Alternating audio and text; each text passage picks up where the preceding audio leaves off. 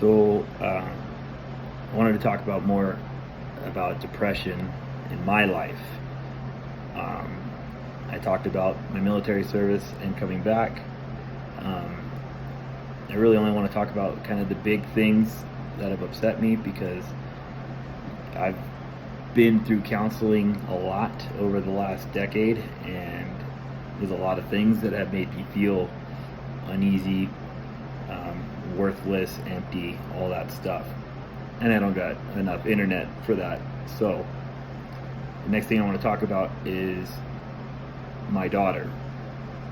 My daughter was born, and it was tricky. She didn't progress down the birth canal, so they had to do like a C-section stuff, got her out, and I did not have the immediate oh my god, I'm in love with this little girl thing that most men talk about. I was very, very scared because I knew that something was wrong with her, and I didn't know what. And instead of just being madly in love with something right away, I was terrified. I was terrified because my wife was splayed open on the operating table, and they rushed me out of the room with our daughter.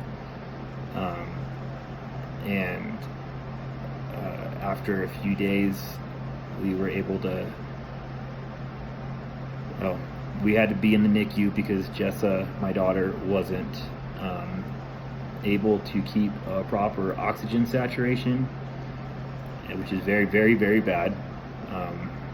And we were very lucky that the nursing staff at the hospital where my wife gave birth was on it and took us right down to the NICU, got her on oxygen, and started running a million tests. And it was terrifying because I had to leave my wife in a room all by herself, and I could only be with my daughter not very much because she was in and out of tests, and I was in this room with these babies that were probably not going to make it out of that room at first.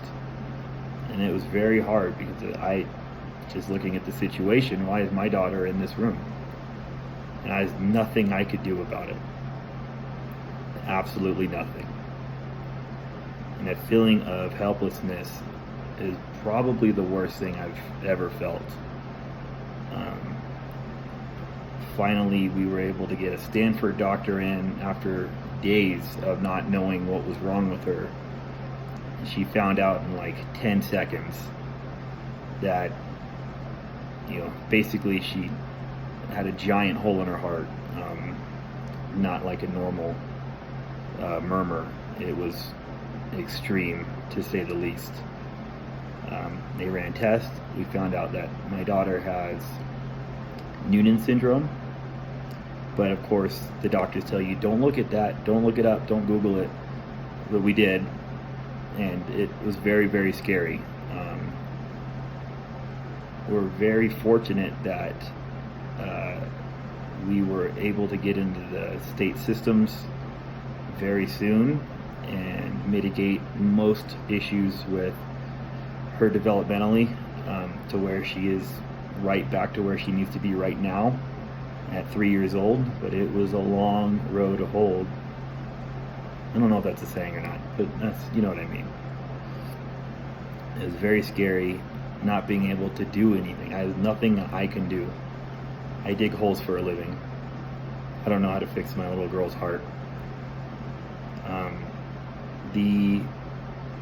Over the 3 years, well, 2.5-ish, 3/4 years, her heart started to degrade at a rate was pretty serious. The hole in her heart became basically a common atrium. So you have 4 chambers in your heart. The top 2 are the atriums, the bottom 2 are the ventricles. And she didn't have the wall in between the top 2 chambers. One of her valves was messed up. One of the lines going into her heart was half the size it was supposed to be. The line going out of her heart was twice the size it was supposed to be. And we were knocking on the door of 3 doctors in this country being able to do this level of surgery for her. But we were very fortunate to have Dr. Hanley, who basically invented like heart surgeries, or a certain part of heart surgeries at Stanford, and he acted like it was the easiest thing he'd ever done. But giving your daughter away to some man that you just meet, to split her chest open, stop her heart, and fix it, and then hopefully start it again, it's something I can't describe. Having her put under to fall asleep was by far the hardest thing I've ever seen in my life, and I don't need to talk about the bad things I've seen. But yeah, that was by far the hardest thing I could do. My little girl, I'm her daddy, and I couldn't protect her. And that emptiness inside, and that fear is crippling.